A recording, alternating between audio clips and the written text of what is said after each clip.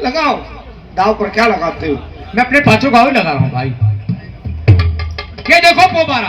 अरे तो 3 दिशाओं का राज तेरे हाथ है। हाँ, अभी 5 ही गांव लगाओगे? बस मेरी ताकत 5 गाँव के है भाई। अब भी इतनी ही ताकत है? हाँ, आप डालिए। तो बचा हुआ दक्षिण दिशा का राज, सारी फौज, सारा खजाना दाव पर लगाता हूँ। हाँ, तो बात ही डालो। ये आखिरी दाव है। हाँ ठीक है। और निश्चित ही मेरी विजय होगी। हाँ, वो तो होगी,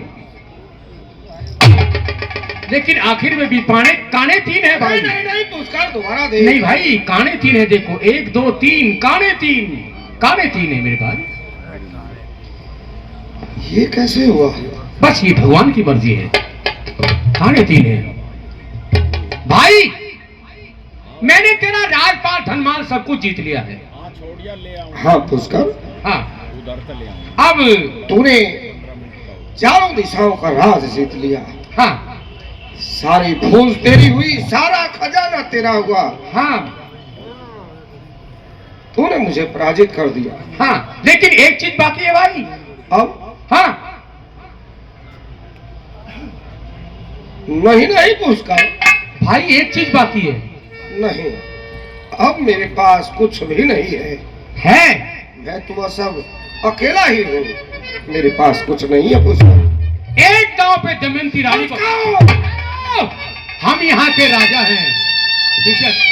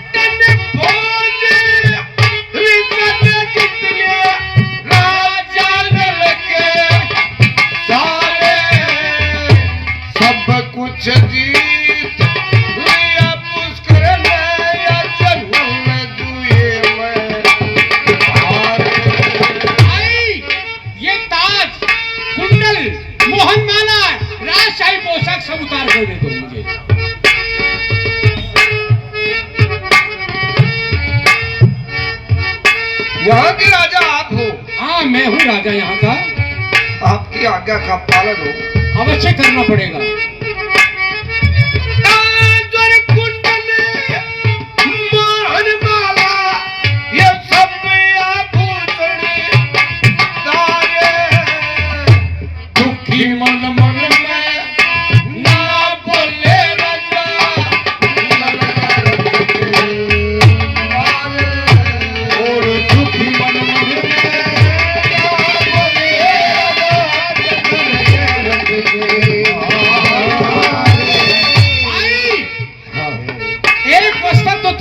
के लिए देता हूँ और एक वस्त्र तेरे लिए देता हूँ। इसको ओढ़ करके और अपनी शाल लको करके शहर से बाहर चले जाओ। जाओ यहाँ से, चले जाओ।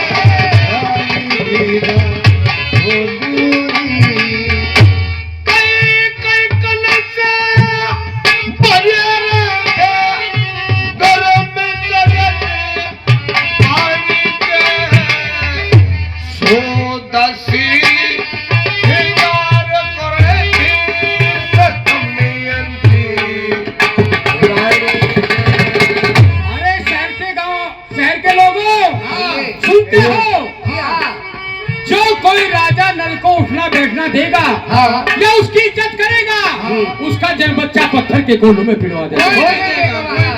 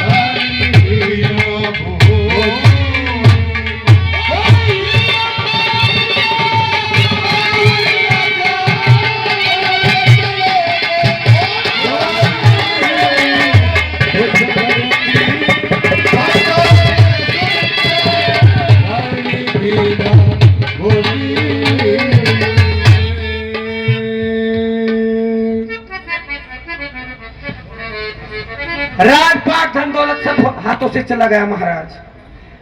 क्या कोई मुझसे गलती हो गई महाराज? नहीं रानी जी नहीं, तेरा कोई दोष कोई अपराध नहीं। जी महाराज, मैं खुद तेरा दोषी हूँ। ऐसा मत कहिए महाराज, मैं इस प्रजा का दोषी हूँ, सब मेरा दोष है। नहीं महाराज, आप ऐसे मत कहिए। हाँ रानी, मैं मानता हूँ कि मेरे प्रति तेरे भाव बहुत अच्छे हैं। जी लेकिन मैं दोषी हूँ। जी महाराज। ये सब मेरे हाथों से हुआ है। तो महाराज आज मैं कंगाल हूँ। हमने किसी और का राजपाट थोड़ा जिताया है। मेरी प्रजा भी बड़ी चिंतित है जी क्योंकि उसका वो अधर्मी है, दुराचारी है। जी महाराज। मुझे इस बात का दुख नहीं कि मेरा राजपाट सब कुछ जाता रहा। जी दुख मुझे इस बात का है किस बात का महाराज? कि जिस प्रजा को मैंने अपनी पुत्री के बराबर समझा, जी मुस्कर के कहने से आज उस प्रजा ने भी मुझसे मुख मोड़ लिया। जी महाराज। रानी, हाँ 3 दिन हो चुके हैं जी इस गांव के बाहर, जी लेकिन प्रजा का एक भी आदमी हमसे बात करने तक नहीं आया। जी महाराज।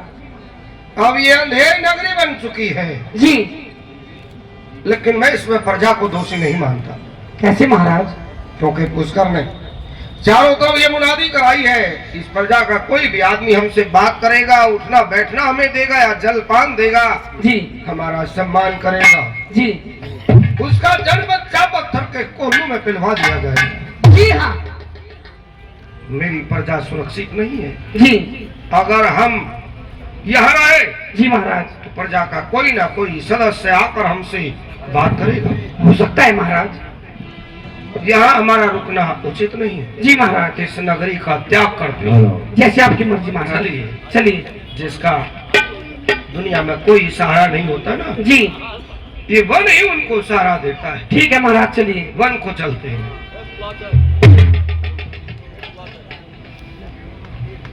अब वहां से चलते वन में जा पहुंचे। कलयुग विचार करता है कि राजा नल ने ना धर्म का त्याग किया, ना हिम्मत का, ना साहस का। उसकी रानी उसके साथ है, मैं इनको साथ नहीं रहने दूंगा। इनके तन पर वस्त्र है, वस्त्र तक नहीं छोड़ूंगा। अब अपने सारथी द्वापर को लेकर 2 सुनहरे रंग के पक्षियों का रूप बनाया और राजा के उत्तर में भूख को इतना बढ़ा दिया कि राजा का बल क्षीण हो जाता है। एक पग भी आगे बढ़ाना बड़ा मुश्किल हुआ और वो सुनहरे रंग के पक्षियों का रूप बनाकर राजा के सामने इधर उधर टहलने लगी। रानी जी महाराज। आज ये मेरे साथ क्या हुआ? क्या हुआ महाराज?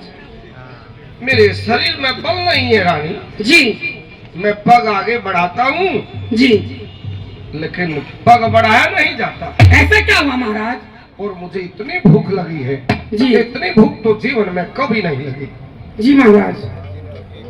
कई दिनों से वृक्षों के पत्ते तोड़कर खाते आए हैं। जी हाँ। मेरे शरीर में बल नहीं है जी। और मैं बहुत देर से देख रहा हूँ क्या?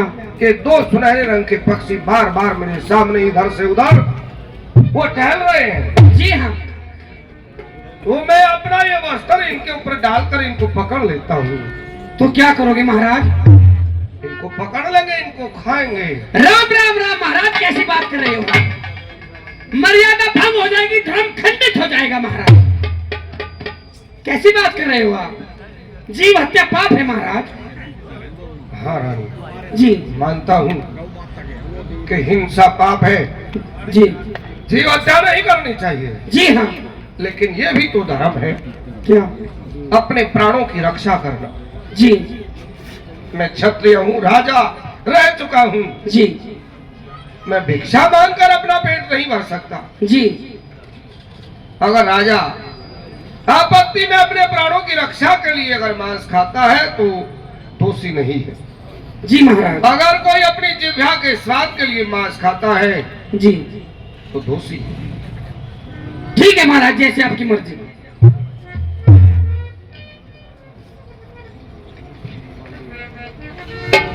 देख रानी, मैंने अपना वस्त्र इन पर डाल दिया, मैं पकड़ लेता हूँ। महाराज। रानी जी। ये कैसे अद्भुत हुआ पता नहीं महाराज कि वो दोनों पक्षी मेरे इतने बड़े वस्त्र को ले उड़े। जी हाँ।